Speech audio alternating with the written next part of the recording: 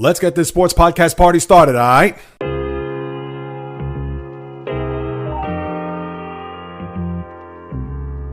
The JAYREELZ podcast. What is happening, Michael people? Greetings. How are you? How's it going? How's everybody doing out there? What is the latest and greatest? Hope everybody's doing well, feeling fantastic, in excellent spirits. It's almost time to say thanks with the big holiday just a week away, but for now, I'm thankful that another podcast is here for you to gobble up on all these sports nuggets that I'll serve over the next hour plus, as this is the JAYREELZ podcast with your host, JAYREELZ. For my first timers, welcome aboard. And for those who've been banging with me going back to the very beginning, somewhere in the middle, even as early as this past Monday, I welcome you guys and gals back. And just some quick housekeeping notes to begin. Monday, where I usually have my podcast, and I also do a podcast pregame on my YouTube channel, and that's at JAYREELZ. As of right this very second, I'm not going to do the podcast pregame. I do have jury duty. My podcast pregame is usually on Mondays and Thursdays at 9:30 a.m., but because I have jury duty Monday at 9 a.m., I thought about doing it a half hour earlier, maybe at 8:30 before I head into the courthouse. But with that being said, I may not have a podcast for Monday, because that would mean I'd have to record either late at night on Sunday, which is a possibility, but also if I don't do that, chances are I'm not going to do it till Monday night. And with the schedule, and who knows if I'm going to be part of a jury in the days and maybe even weeks to come, right now it is very up in the air. So you want to stay tuned to the YouTube channel. That's why I implore you to go ahead, subscribe, get that notification to know the latest on Monday's podcast, because I will say this, depending on what's going to happen throughout the course of next week, I do host a live stream every Wednesday, 12 noon on YouTube. That right now is in question. And as of right this very second, I can tell you that next Thursday, which would be Thanksgiving, I will not have a podcast. I haven't done a Thanksgiving podcast in several years. So that is a given for next week. But everything else is right now up in the air. Even with the podcast pregame on Monday, that is going to be a foregone conclusion. That will not happen, but if anything else comes down the pike, you have to lock into the YouTube channel for the latest, and I'll give you updates, especially as we get to Sunday afternoon and especially in the evening, to inform you on what's going to happen next week as far as the schedule goes for yours truly and the podcast as well. So I just wanted to throw that out there from the jump. All right, now let's get to it. Week 12, which will kick off tonight in Houston between the Bills and the Houston Texans, and it's a decent game. I understand no C.J. Stroud because he is going to be in concussion protocol again this week as he's still trying to recover from the hit that he suffered a few weeks ago. And I'm going to turn my attention to the Bills in a moment, because to me the biggest story, and I think by far the biggest game of the weekend, yes, you can look at Tampa at LA to play the Rams. Tampa's skidding here in a 2-game losing streak, and now they have to go to LA to see whether or not that they could at least get back in the win column against a very hot Ram team. And it is not Philadelphia and Dallas, where the Cowboys, after their Monday night performance against the Vegas Raiders, now a game under 500, and knowing that they have a game on Thanksgiving against the Kansas City Chiefs, which that's going to be my segue, but I don't think that that's a big game if you ask me. Maybe more so for Philly, and they're also going to be part of this whole NFL Week 12 headline, or headlines, so to speak. But I have to start off with, to me, by far the best game of the day and the most intriguing game of the day on Sunday is Indianapolis at Kansas City. And it is twofold, but the bigger story is the Chiefs, and pretty much, is this their last gasp? Is this going to be it for Andy Reid, Patrick Mahomes, Travis Kelce, etc.? Because they can't afford to lose any more games considering where they are in the AFC standings as of right this moment. And if the Colts, who have played well over their heads this year, 8-2 atop the AFC South, and they're just a half game behind both New England and Denver for the 1 seed in the AFC. And I'm going to get to the Colts as well, because it's also fascinating from their standpoint, because we know that they are unproven despite the fact that they are off to an 8-2 start, and Jonathan Taylor is an MVP candidate. But to me, this game is about the Chiefs. It's in their building.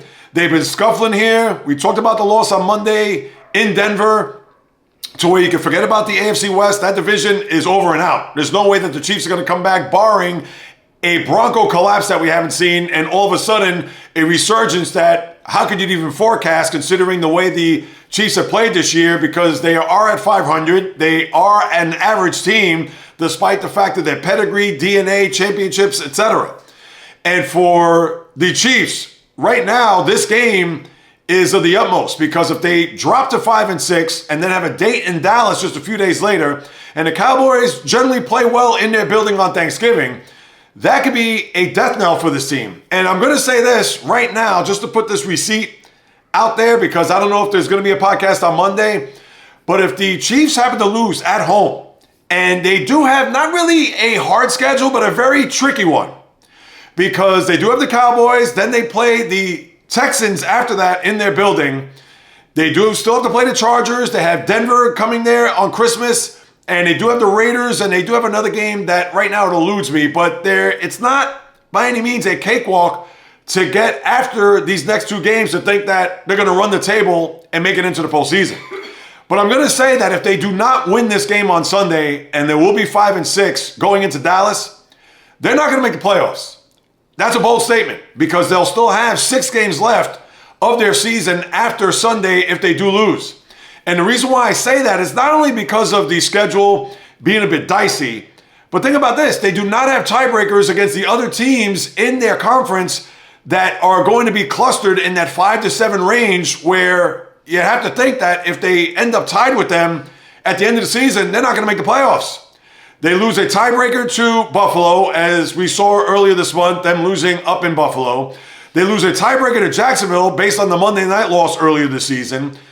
It's currently constituted, although they're a game and a half ahead in the standings, but the Chargers beat them in Sao Paulo there that Friday after the Eagles beat the Cowboys there to open up the season. So they're in a predicament where, not to say they can't afford to lose, but how many more games can they afford to lose considering that they have no tiebreakers? So that's why if they lose this game on Sunday, and even if they do win in Dallas on Thanksgiving, all right, so what? They're 6-6 with 5 more games to go, and they're going to have to win minimum 10, so that means they have to go 4-1 down the stretch. And what's going to make you think that despite everything that I mentioned about their championship DNA and their track record and what they've done here over the last 7-8 years, that all of a sudden their season is going to turn on a dime? I haven't seen it. And that's not to say they're incapable of doing so, because as we know, it's hard to bet against Mahomes on any given Sunday, and especially once you get to the postseason. But where is the switch going to be flicked here?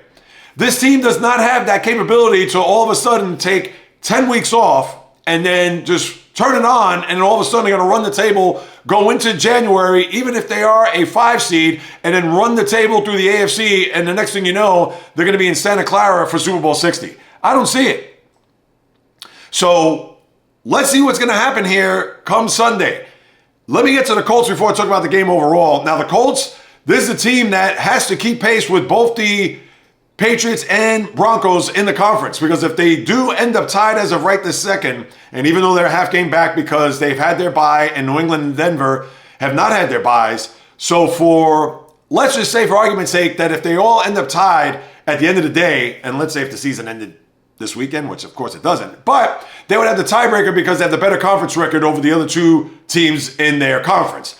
So they want to keep pace with them and not fall behind, whether it be a half game or a full game or even a game and a half for that matter, because the Colts, I'm not a believer in them. If you listen to the podcast, I'm for one think that, is it smoke and mirrors? No, I won't go as far as saying that, but I don't believe in the quarterback, and I don't believe in them in a big spot. This isn't the Peyton Manning-led Colts of 10, 15 years ago where they were an automatic there in the AFC South and always seemed to be a 1 or 2 seed in the conference, where they made a couple of Super Bowls, but they always fell short, whether it was against New England or a few other teams along the way, which had stunted their progress to get to a Super Bowl. So for the Colts this time around, again, I'm not a big believer in them, but this will go a long way. Granted that this is an average Chief team, have to go on the road, hostile environment. If they win this game, it'll make me raise my eyebrows a bit to think that, well, maybe there is something here. Because to me, the best team in the conference, I think, that I've seen so far this year are the New England Patriots, as I've talked about, last Monday. So for the Colts, big game for them. Intrigued to see how they're going to perform. If they play competitive and lose a 27-24 game, you're going to say, all right, well, they're in the game. Hopefully they'll be in the game. You don't want it to be 27-10 and then they cut it to 27-24 and the game's going to look closer than what the final score indicates. So for the Colts, let's see where they stack against a wounded Chief team. And more importantly, where the Chiefs stack as far as not only against a team that is ahead of them in the conference, obviously, but also fighting for home field, and whether or not they're going to be able to displace them, at least for 1 week, and put themselves in a position where they'll get over 500 going into Dallas to where they could get 2 games over 500 and maybe get some steam from that point on. How I look at it is, I can see the Chiefs winning this game. They know this is an absolute must. They can't even think about the division right now. I'm sure they know all the permutations in the conference, so all they have to do is just win games. And where they fall at the end of the year, that's going to be it. But if they're going to lose and have hiccups along the way, they're not going to make it to the postseason. And as I said, and one more time, if they lose on Sunday, they're not making the playoffs. And that's all there is to it. So let's see what's going to happen. Fascinated to see how it's going to unfold. So, I'll keep my eyes on that. And as far as the game tonight, I understand Davis Mills has filled in admirably for the Texans, but without CJ Stroud, it doesn't have a lot of juice. I understand the game's on the road. Buffalo, we know they're a very flawed team. And here's the other thing I want to talk about in reference to the Bills and Josh Allen. I get it that he's the reigning MVP. I also get it that he's getting paid a king's ransom, and deservedly so. But he has absolutely done everything but sell tickets, sell hot dogs, park cars, usher the VIPs into the building, and maybe even take a tour of the new stadium across the street, which is still being constructed. The guy has so much pressure and so much on his shoulders that even with his 6'5", 240 frame, is it still enough for him to carry this team not even into January, but through January and to Santa Clara for a Super Bowl? I think it's way too much to ask. Just look at what he did Sunday against the Buccaneers, where he scored 6 touchdowns on his own, obviously in the air and on the ground. But how much more can you ask from this guy? I get it that he doesn't have a surplus of talent there, although he has, I would think, adequate talent. James Cook, the running back, he is a solid, if not spectacular, running back and has his moments where he is spectacular. But is he a guy that you're going to rely on in big spots in key moments? I can't say I do. What about the 2 tight ends who are very good, but again, they're not all pro in the least. Nobody's going to confuse them with Tony Gonzalez and Rob Gronkowski. And then their wideouts, listen, they've been looking for wideouts all this time. Ever since Stephon Diggs left, whether your name is Amari Cooper and just bouncing around, all these guys, the Khalil Shakirs and the Keon Coleman's, who hasn't really panned out coming out of Florida State. It's one of those things where Josh Allen is just taking the team on his back and trying to carry him into January. And I don't know if that's going to be sustainable for him, for the team, etc. And I get it. He's getting paid handsomely as the leader of this team. But he can't do everything. And as we've seen here so far, in order for them to get to this point, and we see how flawed they are, look at the game in Miami just 2 weeks ago, and then last week he literally had to will his team to victory and get 44 points in the process. You can't even expect that this guy week in and week out is just going to continue to put up these monster numbers to where it is not going to translate for them having any success once you get to January and beyond. Yeah, maybe he get out of a wild card round or maybe get to a divisional playoff. I could see that, but championship for the conference and maybe a Super Bowl, that may be too much to ask. Even he can't put all of the onus on him in order to drag his team to Super Bowl 60. And it's unfortunate because you want to see him have maybe not Hall of Fame or All-Pro first team NFL talent around him, but you would think that with how he's performed here over the last few years and him not having that one guy or those 2 guys who are absolutely 100% reliable, he doesn't have that. And I understand the same can be said with Patrick Mahomes over the years. Oh, he doesn't have receivers, whatever. But the guy's won Super Bowls and he's beaten Josh Allen along the way several times, where Allen hasn't gotten to that spot. And even as much magic as Mahomes has had over the years, Josh Allen, who has had his moments where he's done that, but he hasn't done it in big spots. And when you don't have the players and the personnel, it's that much more difficult to try to get to and make it to a Super Bowl than just trying to get through from week to week. So that's the other thing I feel as if coming into tonight's game and even into the rest of the season, the burden that Josh Allen has is just, I think, the most pressure than anybody in the sport. Then you have the Eagles. What is going on in Philadelphia?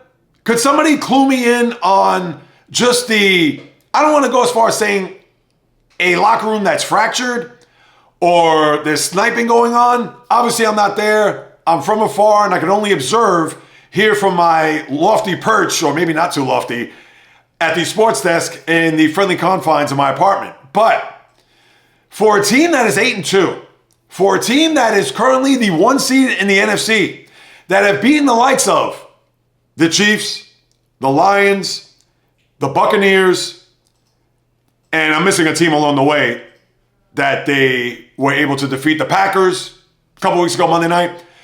You would think this team is 2-8, let alone 8-2.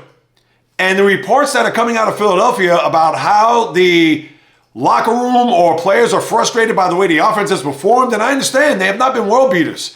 They've been a far cry from what they were last year, with Saquon Barkley rushing for over 2,000 yards. Jalen Hurts, although they've had some lulls last year in the passing game, but they did rise to the occasion when they absolutely had to. But this year, it has been almost flatlined with that offense, where the defense has carried them. And when you have teammates that are either bickering or just complaining about how the offense has not been able to uphold their end of the bargain, and some of the reports were, oh, Jalen Hurts is not throwing in tight windows in zone coverages. I mean, is this what we're really grasping at here? We're going to nitpick. We're going to grasp for straws. The team is winning. And I can see if it's a thing where they've been inept. And I understand they have not been a well-oiled machine. But for Jalen Hurts to be at the brunt of whatever frustration that's going on in that locker room, and first and foremost, that locker room, or maybe the coaching staff, front office, whatever. Forget about the fans. We know the fans are fickle. They can be perfect up until this point, but they'll always find something to just nitpick and look at it and be like, oh, wait, we should be beating these teams by 20, let alone by 10. I mean, that's what they're going to look at. And they just come off of winning a Super Bowl and their second one in 7 years. But when we take a look at the abuse, and maybe that's a little bit too strong, but the criticism that Jalen Hurts has gotten here, and I'm not an Eagle fan, everybody knows that. But for him to be as cool, calm, and as collected as possible is an indication of how part of his greatness. And I understand he doesn't have flashy numbers, and he doesn't have the rocket arm, and he does just enough. But I feel as if this guy's being disrespected in his own locker room. And for what? The guy wins. So I don't know what the hell is going on, whether it's A.J. Brown, and I'm not just picking on him, but obviously we've known what's been bubbling at the surface with him dating back to last year and even this year. I don't know if it's some of the offense as far as their coordinators are concerned or the coaches. I don't think it's going to be Nick Sirianni for that matter. You know he's going to stick up for his quarterback, or at least so you think. But you have to wonder what in the hell is going on for them to have a bit of a disconnect in that locker room, whether it's defense versus offense, or maybe certain offensive players pointing at the quarterback, who knows? But they're 8-2. They're a 1 seed. They're probably going to be a 1 seed considering they've beaten the Rams. That's another team I forgot to mention. They've beaten the Rams earlier this year. And yes, they did lose to Denver with a 17-3 lead in the fourth quarter. But come on, they've beaten the teams and good teams along the way, where how can you even gripe, complain, moan, bitch, groan about what the Eagles have done this year? I can't figure it out. I wish I had those problems. And yeah, as a fan, I can look at it and be like, wow, Jalen Hurts regressed a little bit. Saquon Barkley, I understand we've had an offensive line that's been nicked up for the likes of the guys that, of course, the mainstays, the Lane Johnsons of the world, and guys like that, where they have not been complete this year. But still, would you rather be the Philadelphia Eagles or would you rather be the New York Jets? I mean, come on, there's no comparison. So you got to pump the brakes on that. To me, I don't know why that has been a big story down there, considering that they're winning games, and who knows, they may end up being another 1 seed where the Super Bowl is going to have to go through Philadelphia yet again. I don't know how else to slice it. And then you may have a return of a quarterback this week, which I get it. The team right now, you could arguably say that they're at the end of the plank, and all they need to do is just get one push, and they're done for 2025. But Joe Burrow looks like he is close to 100%, if not at 100%. And if they're going to salvage their season, similar to last year, if you recall, when they were 4-8 and they ran the table to 9-8, or maybe they were 5-8, ran the table and they fell just 1 game short, that if there was an 18-game season, who knows, they'd still be alive. And you know how I feel about the 18-game season. But when Burrow returns, and if it happens to be this week, it would probably be the best medicine, not only because he's one of the top quarterbacks, but you have a scenario where you're going to host the Patriots in the building, and the Patriots are due to lose at some point. And if Burrow comes back, that's going to be a psychological, mental, spiritual lift beyond belief. Now, no Jamar Chase in light of the spitting incident with Jalen Ramsey, and how he tried to deny that and even appeal that is just preposterous. I mean, do I really need to go there? I talked about that on the YouTube channel. You can check out the short I posted a couple days ago if you don't mind. And if you haven't subscribed, please do so. That will help out the channel big time. But for Burrow to come back now at 3-7, and I get it, it's pretty much a Hail Mary in order for the Bengals to be even this part of the discussion when it comes to the wild card. But if he comes back, and let's say they pull off an upset of the Patriots, who, like I mentioned, due to lose, they've won 8 straight. But then they have to go to Baltimore. Then on Thursday, Thanksgiving night, which will be a very compelling game. Granted that the Bengals, if they do win, they'll be 4-7. All right, big whoop. But who knows? If they get to 5-7, if they actually beat the Ravens, which will do the Steelers fans a big service there if we could do that. But Burrow coming back now could be the start of maybe a little bit of a shift to where the Bengals may have some wind in their sails, and who knows where that's going to lead them. Now, in order for them to make the playoffs, they're going to have to run the table. They're going to have to go probably 10-7. 10's going to make it into the postseason. There's no way, unless you're going to have everybody collapse. Jacksonville, the Chiefs, obviously we talked about them, whether the Chargers, and the Chargers obviously are up and down. Buffalo, we think that they'll be fine. But for Joe Burrow, that's going to be a pleasant sight for the NFL fan and obviously for the Bengal fan to have him come back, and maybe just the slimmest of hopes and margins for them to maybe make a run here is also a storyline as we head into the weekend before Thanksgiving. But besides that, the other news I want to talk about too is Aaron Rodgers. I know that he suffered that wrist injury where they said there was no big time damage or any severe breaks in the MRI. I guess there's a hairline fracture. They haven't really revealed the extent of the injury, but Aaron Rodgers has said that he's going to have to protect it, and whether that means he wears a soft cast. And I even thought prior to his press conference yesterday where he said that it's going to be probably difficult, not necessarily getting out of the snap, but just taking the snap, because obviously that's going to impact the wrist just over and over and over again for whatever it may be, 50 to 70 plays in a game. And for the Steelers, where Mason Rudolph came in last week when Rodgers was out, and he filled in admirably for Rodgers, 2 long touchdown drives, was 12 for 16, 140 some odd yards, and actually played pretty well, knows the offense.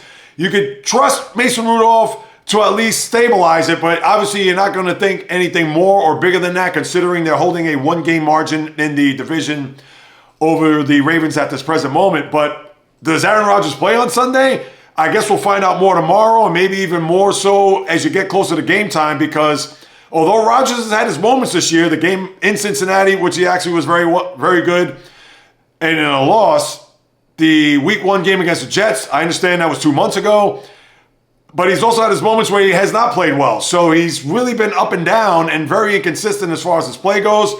Does Mason Rudolph maybe for 1 week come in there and maybe just try to hold the fort as they go to Chicago to play an upstart Bear team who's leading the NFC North?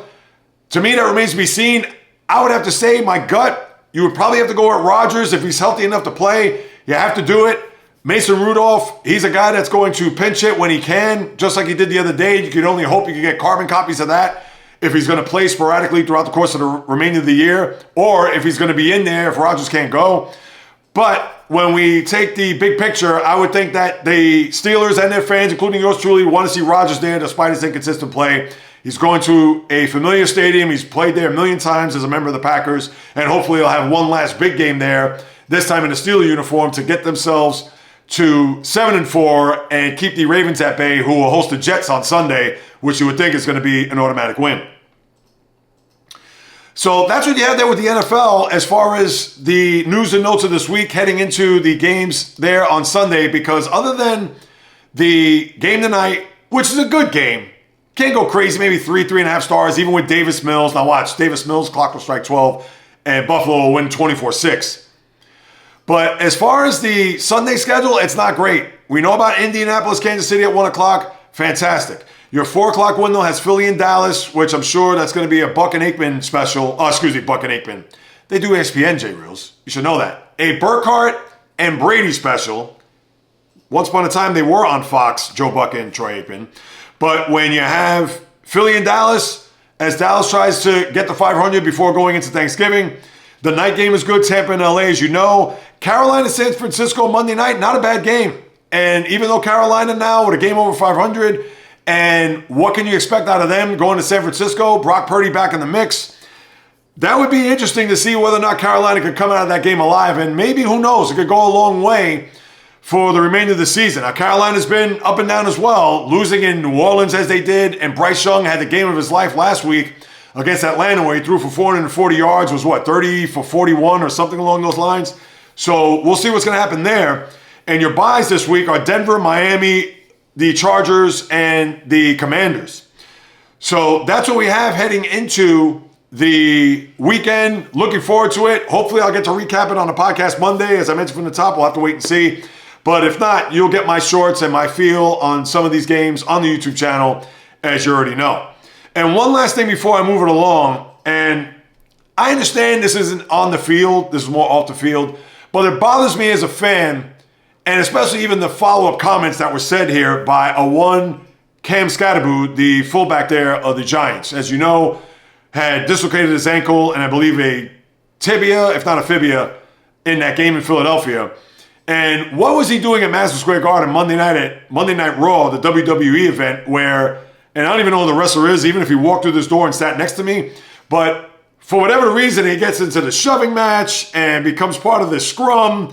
And I believe Abdul Carter is there, and he's another guy that shouldn't be there. He should be looking at tape and owning his craft, considering he was the 3rd overall pick coming out of Penn State, and he has a half a sack more than I do, and I don't even play in his rookie year with only a half sack. That's an embarrassment. But for Scatterboot to get into this shoving match and to be a part of this, whatever you want to call it, and coming off of the ankle and leg injury, maybe that's the last thing you should do. But then what he said afterward is like, well, hey, I'm a young guy.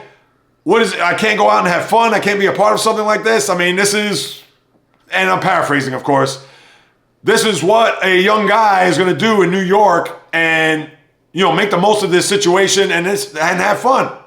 All right, you want to go to the event, that's fine, and be close to ringside or what have you, but to be a part of it, to where you push and shove, and then the next thing you know, you're in the middle of this just melee, and I understand it's orchestrated and choreographed, etc., but what would have happened if the divider fell on him or fell on his leg, or one of the guys that was around him fell on him and he twisted an ankle the wrong way? I mean, if I'm John Mara, I'd be sick to my stomach. If I happen to be flicking the channels and here I am with my little hot chocolate and maybe a few chocolate chip cookies, and as I take a sip and I see him in the middle of this scrum, I'd be spitting it out and throwing that cup from here to Timbuktu.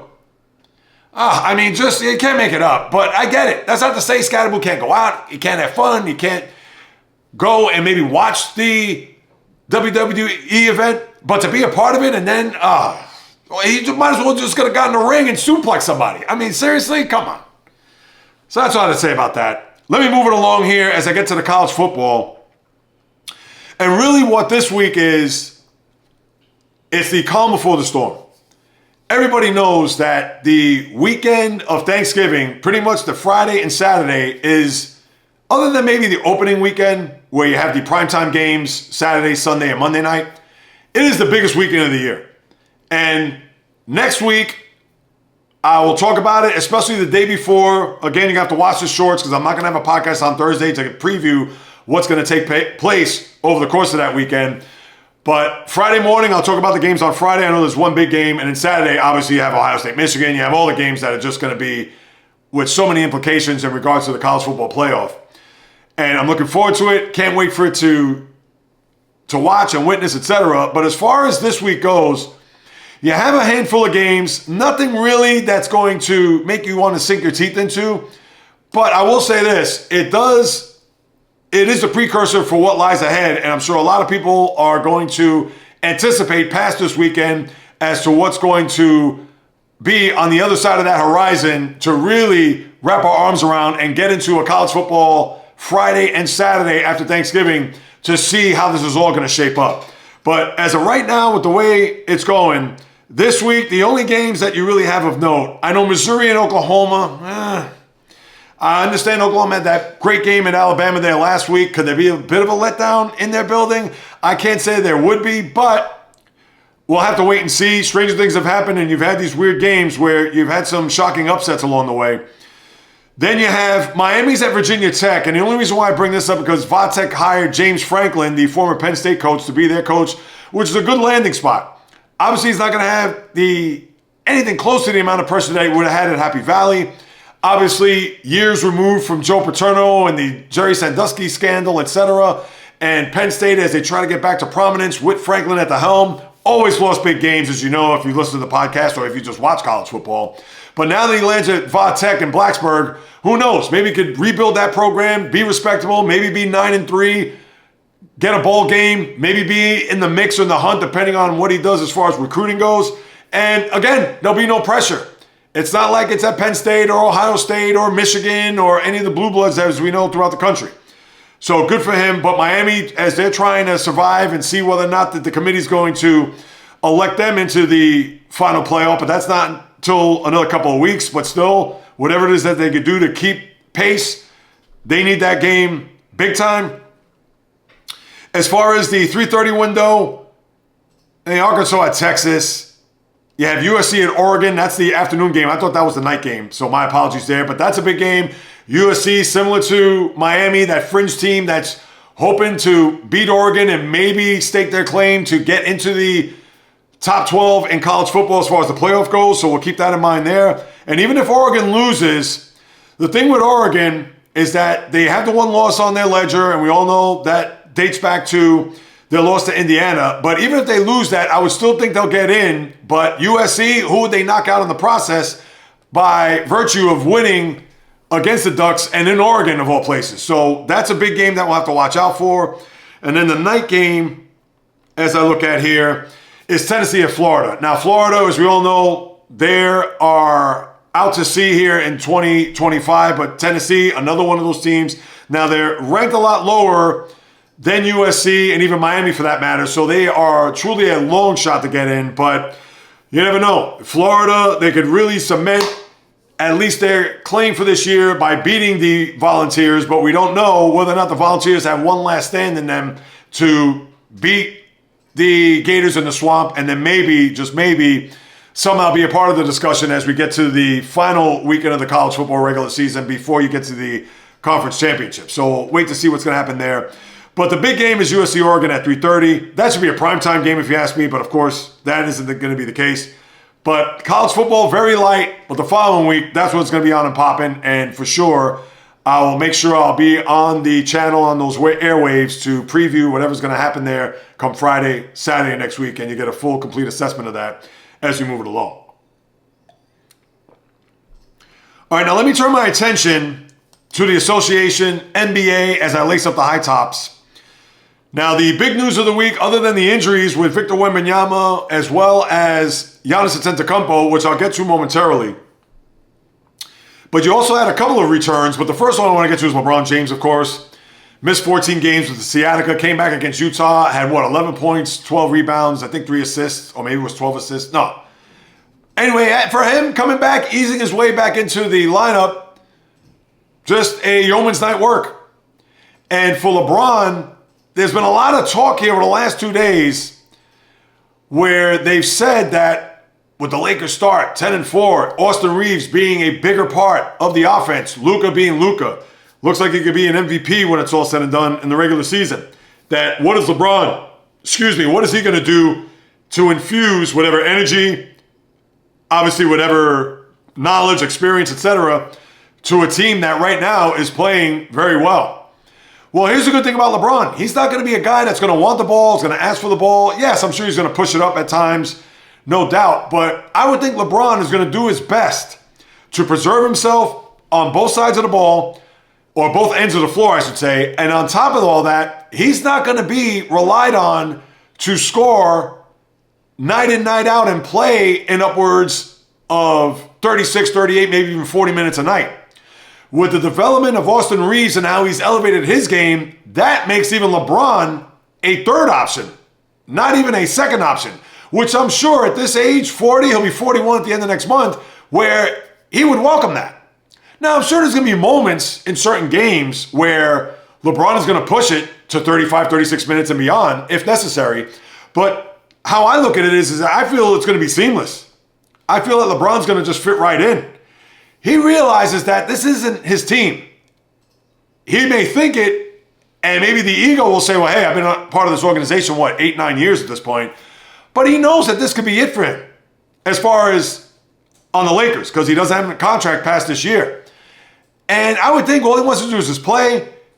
He wants to get his teammates involved, the camaraderie, knowing that if he could get a championship at age 41, I mean, I'm sure all of that is the incentive in the big picture for them to get to where the Lakers want to go. And as we all know, Lakerland, it's not about qualifying for the playoffs or getting through the second round or getting to the conference final. It is winning a final, not just getting there.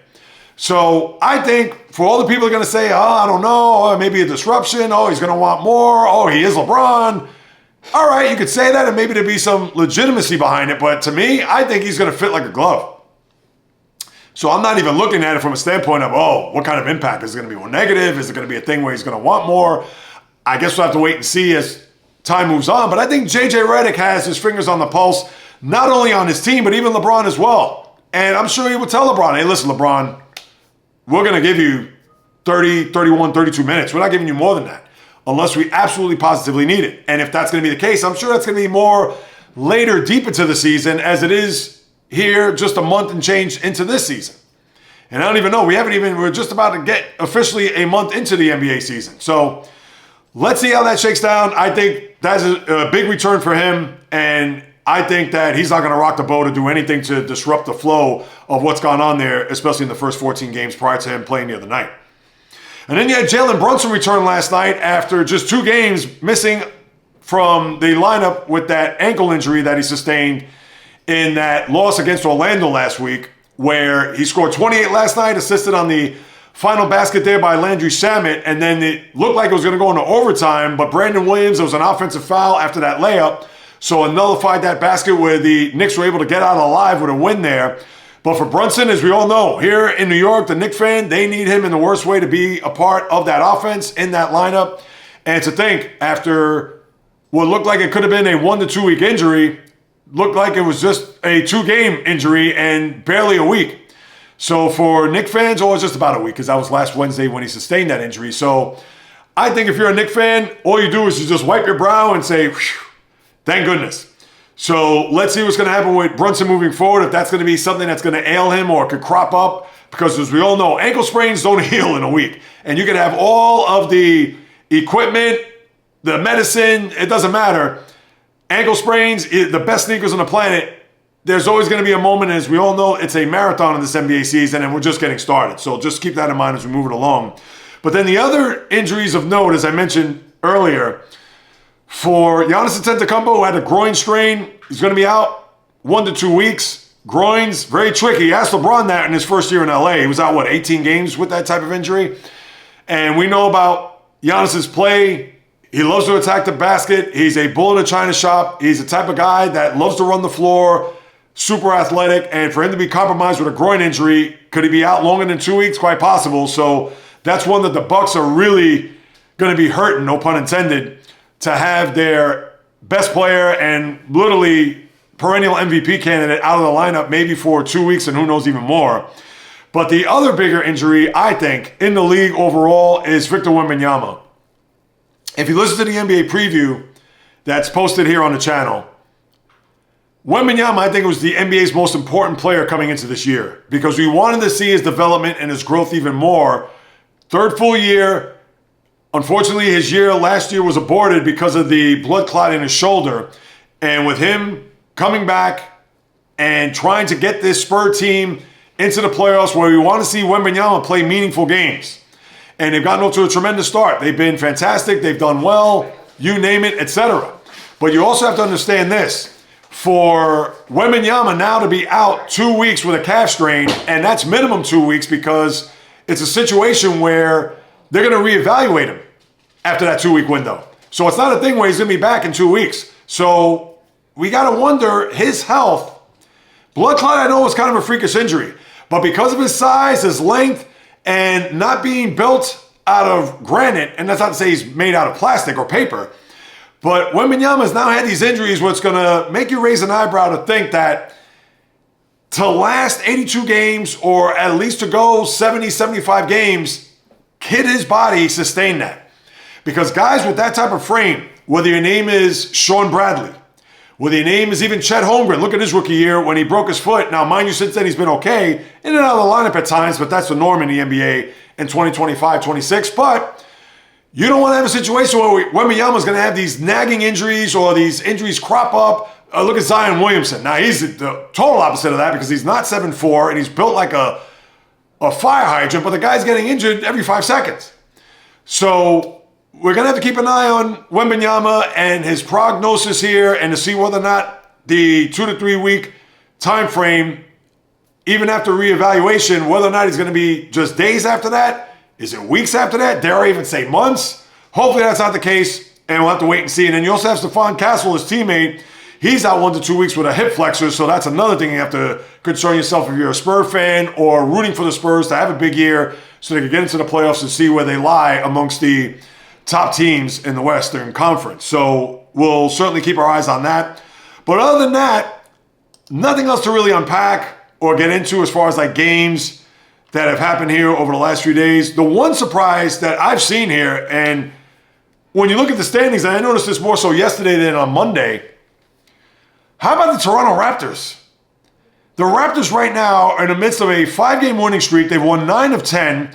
And after that slow start, here they are at 10-5, 3 games or 2.5. No, 3 games behind the Pistons, who are on their own roll, winning 11 in a row. And Cade Cunningham was out 3 games, what I believe with a hip injury. And then he came back, and all he did against the Hawks was score 25 and 10 assists. So he didn't even skip a beat. But the Raptors, Scotty Barnes, Brandon Ingram, RJ Barrett, Emmanuel Quickley, Jacob Portal, the guy I can't even pronounce it, Matsujvili. That's a name that I could try 100 times, and on 101st, I probably still wouldn't get it. But give it up. A tremendous job of what they've done. Now, is that going to be sustainable? Is that going to last? Probably not. But you like what you see so far as the team has some stick-to-itiveness. They have talent, led by Scotty Barnes. Brandon Ingram, when he's healthy, he's another guy that's made out of plastic. When he's healthy, he is a bona fide top player in the league. Not top 10, top 20, but he's a very good player. And with Barrett, who obviously didn't work out with the Knicks when he was shipped up north of the border, and quickly he has his moments where he could score in bunches. You have a situation where maybe Toronto could hang around here and maybe make some noise in an East where you have the Celtics falling back, the Sixers have come crashing back to earth, as well as the Bulls after their undefeated starts to begin their year, as they're right now in the 7 through 10 range. Celtics, Bulls, and Sixers. And you also have the Magic, who have been very disappointing. I picked them as an over this year. What was I thinking? I thought that young nucleus, as well as Desmond Bane coming in there, and not that Bane has championship rings on his finger, but I thought maybe that would be a step up, and maybe that the Magic would really take off and be one of the top teams as the East has come back to the pack. Not the case. It's Pistons, it's Raptors, Knicks are there, Cavs, they've hit the skids here a little bit, but they're in 4th. The Hawks have played well, and even the Heat have overachieved. So the Eastern Conference is pretty much flip-flop when you think about it, and the Bucks aren't even in the top 10. They're on the outside looking in. I get it, no Giannis, but that's what you have there with the East. And then in the West, the beat goes on there. If you're the Oklahoma City Thunder, they're now 15-1. They started off the year winning 8 in a row. Then they had the loss there. Who did they lose to? I believe they lost to Portland of all teams. It's not as if they lost to, let's say, Denver or the Lakers or a team like that. And then they now won 7 in a row. So they're on fire. The Nuggets have played well. Rockets, give it up. They've also have really come out of the gate strong, especially behind Kevin Durant. Lakers 11-4 now, as we talked about momentarily or a little while ago. T-Wolves have actually played better. They're now 10-5. Suns have been surprising. Warriors, they didn't even play their guys yesterday in Miami after they lost in Orlando 2 nights ago. They lost to the Heat there yesterday with no Steph, Draymond, or Jimmy Butler. Well, that's what's going to happen, as Steve Kerr took a page out of Greg Popovich in those years where he rested Tim Duncan, Manu Ginobili, and Tony Parker. But very competitive here with both of the conferences. You know, we'll keep this on the radar as we move it along. And as far as the schedule here for the upcoming weekend, tonight you have the Clippers in Orlando Sacramento, Memphis, Philly, Milwaukee, Atlanta, San Antonio. All right, so that's a good game there, but of course no Wembanyama or Stephon Castle. Indiana at Cleveland, that's a prime video game, followed by Denver at Houston. Very good game there to watch. Brooklyn, Boston, where the Celtics beat the Nets there the other day. In Brooklyn, Washington, Toronto, Miami and Chicago, New Orleans, Dallas, Minnesota, Phoenix, Denver, Houston, as I mentioned, Oklahoma City, Utah, Portland at Golden State. Saturday, Clippers in Charlotte, New York at Orlando, Atlanta, New Orleans, Washington, Chicago, Detroit at Milwaukee, but no Giannis, Memphis, Dallas, Sacramento, Denver. And then Sunday, you have Miami at Philly, Charlotte, Atlanta, Orlando, Boston, Clippers in Cleveland, Brooklyn, Toronto, Portland, Oklahoma City, San Antonio, Phoenix, and the Lakers in Utah. So that's what you have there with the basketball as we head into the weekend. I know college basketball is in full swing. I haven't really got into it. I know you had Arizona beat UConn there yesterday. I think it was last night, as the Wildcats, who was supposedly have a good team this year. I haven't really followed or taken the pulse of the Wildcats this year.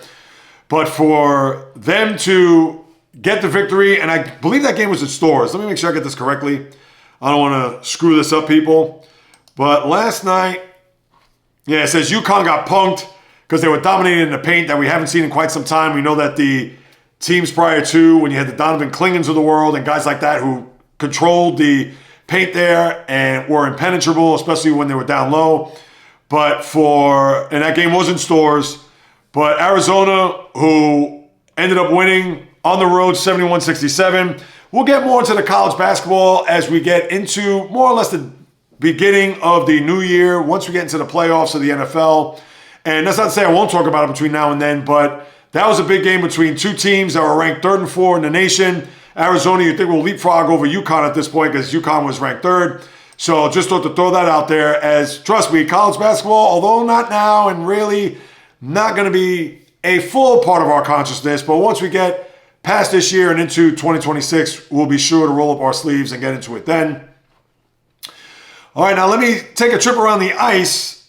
NHL, to me, the big news of this week was what's going on in Toronto, as the front office has had to give the 2 thumbs up or the vote of confidence or whatever you want to call it to the head coach of the Maple Leafs, and that be Craig Berube, a guy who I truly like dating back to his days when the Flyers, when he came up in the 86-87 year. Here I am going back to the exact time, etc. Berube, one of the great tough guys of the sport, dating back at that time, bounced around everywhere, played in Washington, played in Toronto, played on a bunch of teams, Calgary. But for Berube, who went in last year and had a big-time year, won a first-round series against Ottawa, then lost a just rough series against the Panthers, as you know, in that second round. But for the Maple Leafs, who are currently 9-2, they are near the bottom of the Atlantic Division. Now, they're 2 points ahead of the Maple Leafs right now, but that's not saying a lot considering that the Sabres are 2 points behind the Maple Leafs. That's not saying much considering that the Leafs should be a lot better than this. And I know Mitch Marner got traded, and I know their defense has been deplorable, and they hadn't really done a lot to at least shore up that defense or maybe get a goaltender. I know Anthony Stolarz is a guy that a lot of people think that, hey, he could be the netminder that could lead them maybe to the promised land, but and I understand there are not a lot of key goaltenders that you could go out there and try to bring onto your team to try to get you to a point where you could get past the second round and beyond. But Berube, hopefully he stays there. I like him a lot. Remember, he won a cup in 2019 when he was a member of the St. Louis Blues, and he actually filled in that year, and I forgot who was the coach that got fired. Well, off the top of my head, I do not recall as I'm thinking about it, but let's see. Hopefully Berube will stick out the rest of the season, and they'll also improve in the process and get themselves moving north in the standings. But besides that, nothing else is really going on there. I know you had the situation the other night in Dallas where the Islanders were playing there, and in the final minute where Mikko Rantanen checked Alexander Romanov into the boards, got a 5-minute boarding penalty, a game misconduct, but then Patrick Roy, the coach of the Islanders, was cursing at Rantanen, saying that, oh, you're not going to finish the next game, and I'm saying that nicely, but they're not going to play until 4 months from now. Actually, March 26th, at UBS is when the Stars will visit, so who knows if they're going to have short memories or long memories by that time. And again, the game isn't built the way it was years ago where you're going to have 2 or 3 tough guys in a lineup and you're going to push your weight around and try to check Rantanen through the boards or at least in the open ice. But for the Islanders, they were able to survive that game because remember, Wyatt Johnston hit that, not hit, but he scored a goal there late with 0.1 seconds to go. But because of goalie interference, it was disallowed, and the Islanders were able to get out of Dodge with a victory there in Dallas. So kudos to the Islanders who have actually played well on this road trip, and I believe it will conclude tonight, the final stop of their road trip before coming home over the weekend. And we'll go through the schedule in a moment. But that's pretty much what you have there in the NHL. I know Adam Lowry, the Winnipeg Jet captain, has re-upped 5 years, $25 million. So kudos to him. But besides that, the rest of the sport is pretty much status quo. We know about the Red Wings and Bruins, even the Canadiens who have now hit the skids here. They've lost 4 in a row. And that's what you have at the top of the Atlantic. Devils without Jack Hughes, as you know, a point behind Carolina. Penguins are still hanging in there. Islanders have played well, like I mentioned on this road trip. They're 7-2-1 in the last 10. Colorado still with the 1 loss in regulation. Dallas trying to eat closer after a slow start for them. And Colorado's won 6 in a row, I might add. Edmonton, they're in the midst of this long in the Pacific now as I get to that division.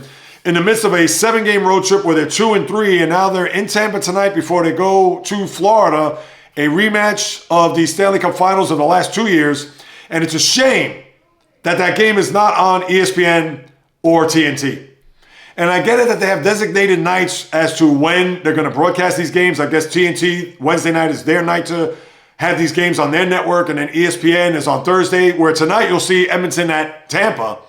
But you're not going to see a rematch. I mean, that's a disgrace. That game needs to be on. I understand not ABC, because I believe that the college football game that night. Maybe ESPN, but I guess contractually they can't broadcast the game that night. Whatever it is a disgrace. They're going to be on NHL Network, and I'm sure people have the NHL Network on whatever cable package or streaming service that you use. But that is a game that the NHL should be showcasing. They shouldn't look at that as, just a regular game on a November night. This is Connor McDavid, Leon Draisaitl against the 2-time defending Cup champs. And even though they got an injury history, forget about it. Even their defenseman, Eetu Luostarinen, I can't pronounce his name, the defenseman, he's out for a considerable amount of time because of a barbecuing accident. I mean, what was he doing?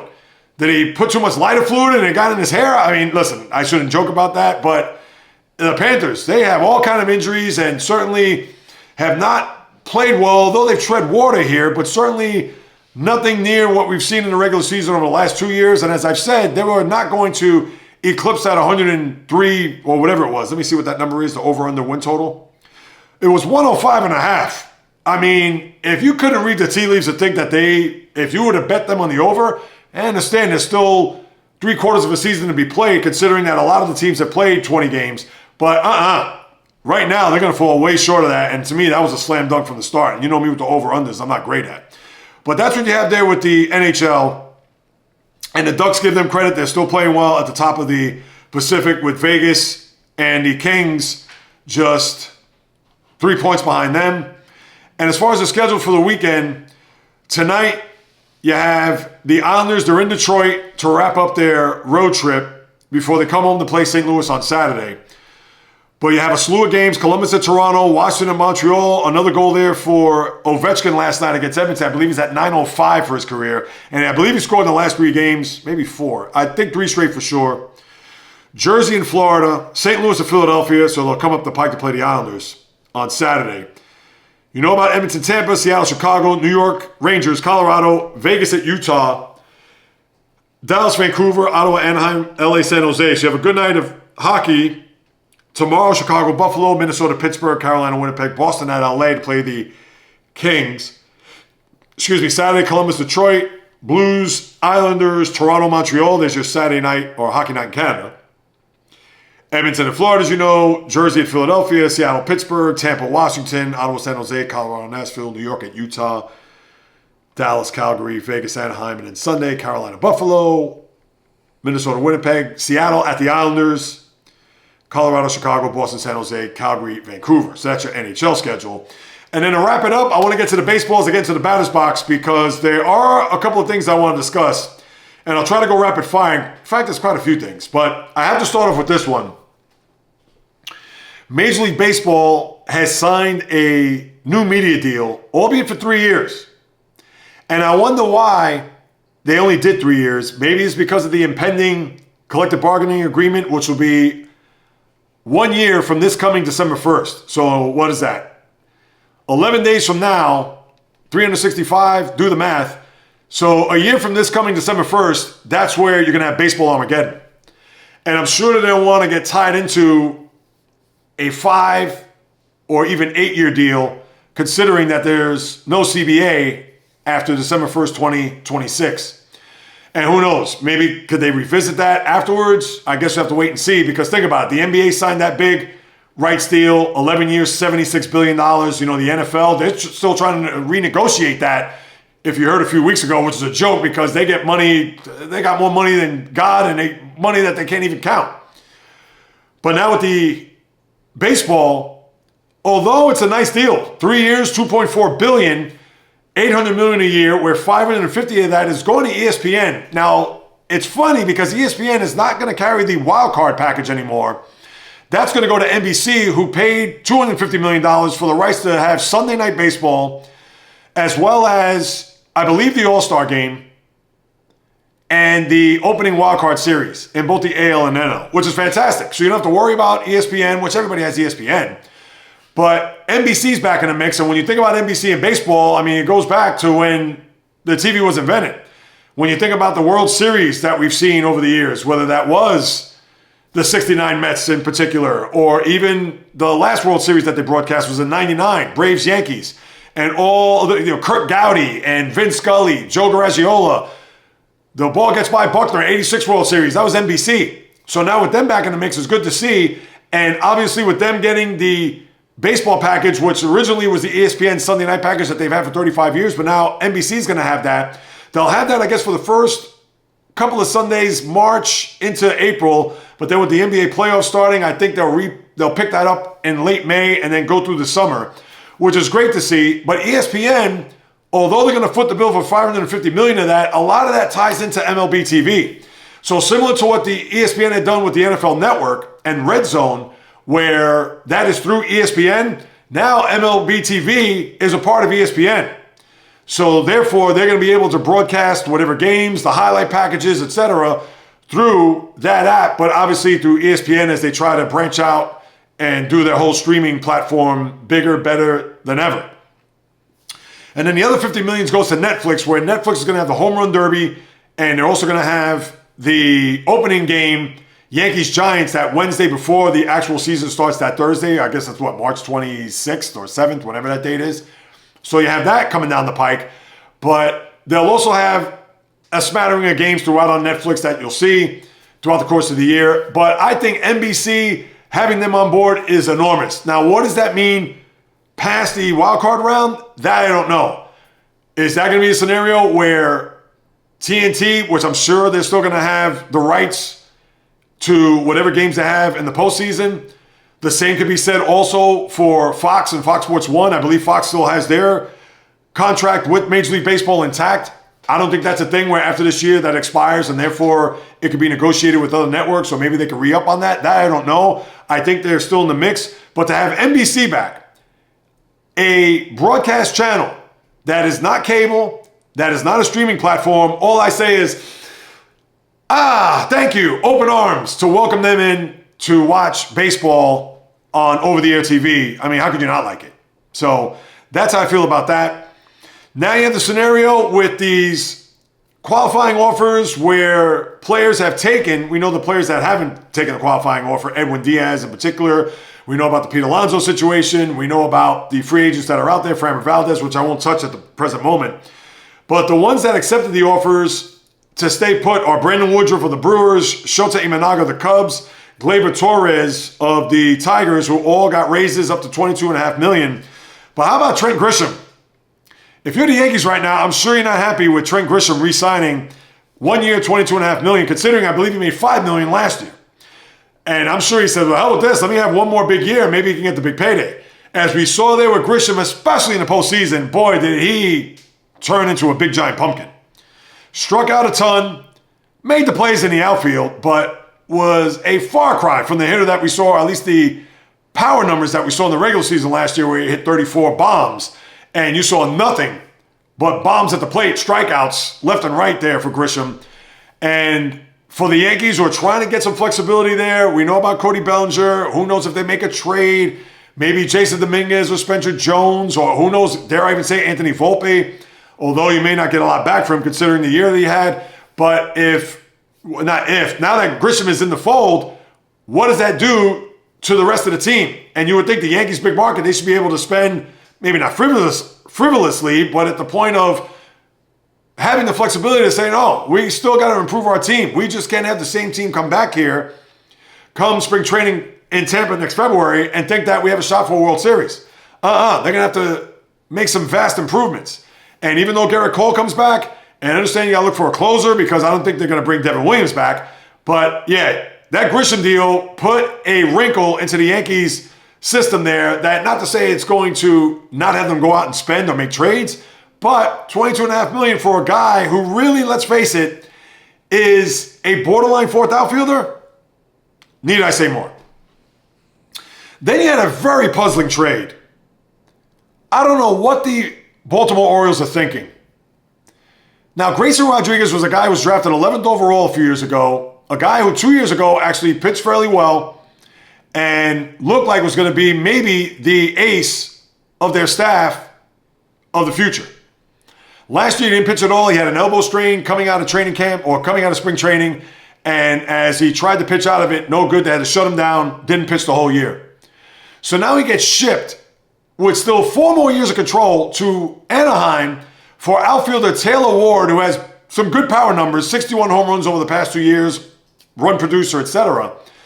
But he's 32 years of age. He's going to be a free agent after next year. And oh, by the way, you still have to pay Adley Rutschman, Gunnar Henderson, Jordan Westberg, Colton Cowser, Jackson Holliday, I understand for down the line. But how does that trade make sense? Especially, this is coming from a team who last year, after going to the playoffs in back-to-back years, winning a division in 2023, they have done nothing to fortify that rotation because the Jonathan Means, who had another Tommy John surgery, the Dean Kramers of the world, who barely pitched, the Kyle Bradishes, another guy you barely saw in the rotation. I mean, this is a team that right now, you can't even roll out a starter and be 100% confident that he's going to pitch through 5 innings, let alone get out of the 3rd inning. So I don't know what they're thinking down there. I mean, what is happening? A team that has all the young position players in tow that you're just going to trade one of your pitchers? And the only reason why I thought that they traded him was because they probably didn't like his work ethic, his attitude, something along the lines where they just decided to cut bait. Because why would you give up on a guy who's 26 years old? All right, he has had a bad arm here over the last year plus, but you still have 4 more years of control with this guy. I don't know. That doesn't make any sense if you ask me. And then the Braves re-signed Raisel Iglesias, the closer, who, let's face it, he's on the other side of the mountain. They did pick up Mauricio Dubon in the trade, the infielder from the Astros, which, good glove, okay stick. But, you know, the Braves, they always find a way, and they always bring guys that are resourceful. So I'm sure they're going to plug him in probably at second, or maybe short, because obviously you have Ozzie Albies there at second. Mets released Frankie Montas, and I could have told you that going back to last year, and that was a player option that they had. I mean, do I even need to unpack that? And he's not going to pitch next year because he had Tommy John in September, so they should have given me half of that money and spared themselves. And then lastly, you had a death where Randy Jones, the one-time San Diego Padre, even New York Met for 2 years and was terrible as a Met, but a guy who was a Cy Young Award winner in 76 and was the runner-up to Tom Seaver in 1975, passed away at the age of 75. Cause of the death unknown. I was trying to dig around to see what was the reason for his passing, but I was unable to find that. Maybe it's up there now, as I'll do a quick click here to see. But for Jones, who had a couple good years, wasn't a guy that was lights out, was a soft-tossing lefty, didn't have overpowering stuff, off balance. I guess the closest guy I could compare him to, if you know who Jamie Moyer is, pitched until he was like 45, pitched for Seattle, the Cubs, a zillion other teams. and a guy that certainly was very crafty, and that was Randy Jones. Thoughts, prayers, condolences go out to his family, the Padres, Mets, Major League Baseball, etc. All these passings that have taken place over the last few weeks. Just too many to report, and hopefully they cool off quite considerably and for a long time for that matter. So that's with the baseball, and that's what's happening here with this podcast, people. I appreciate you stopping by, carving out precious time out of your day to listen to what it is I have to say about what's happening in the world of sports. And just like I mentioned at the top, as you know, stay locked in on the YouTube channel, at JAYREELZ. Please, I implore you to do so. Again, that will help out the channel big time. Share with your family, friends, foes, frenemies. Take a screenshot, send it to me on social media, Instagram, TikTok, Facebook, the JAYREELZ Podcast, or JAYREELZ on Instagram. Twitter, JAYREELZ1, just a number. If you want to hit me up with a question, comment, suggestion, the aforementioned social media accounts will be suffice, or the JAYREELZ Podcast at gmail.com. I'll be more than happy to follow up with you guys and gals, because whether you do or do not know, this is what I love to do, people. I've been doing this now more than 7 years. It'll be 8 years come March 1st, and I know there's still plenty of time between now and then. On top of all that, it's been going on 2 years doing this full time, trying to blaze a path and a trail in this podcast universe space and the YouTube space as well. And because I'm trying to generate some income and revenue and things of that nature, obviously it's a little bit tricky. I'm an independent. I wear all the hats. I'm not only the producer, the host, the writer, the editor, the marketer, the advertiser. I'm all of it. So I'm literally a one-man operation. So if you can have it in your heart to pass this on to those who may be interested, not only just in sports content, but also lifestyle content, critique, other videos, commentary, shorts, live streams, as I mentioned earlier, every Monday, Wednesday, Thursday. Monday and Thursday at 9:30 a.m. on YouTube, and Wednesday, 12 noon p.m. Eastern Time on that same channel at JAYREELZ, or on that platform, I should say. So whatever it is that you do, pass the word, spread it out there. I would sincerely appreciate it, because as long as I sit in front of this microphone and camera, I promise you, I will deliver nothing but passion, fire, energy, fury with my thoughts, opinions, critiques, praise, analysis, feelings on anything and everything that happens on the world of the diamond, ice, gridiron, hardwood, golf course, racetrack, tennis court, boxing ring, octagon, you name it. From my lips to your ears, from my heart to your soul, from where I am to wherever you are, the JAYREELZ Podcast always comes correct, directed, in full effect. From the South Bronx, the South Beach, the South Central, the South Pacific, and all points beyond, peace, love, and God bless everybody. And until next time on the JAYREELZ Podcast, on the flip, baby.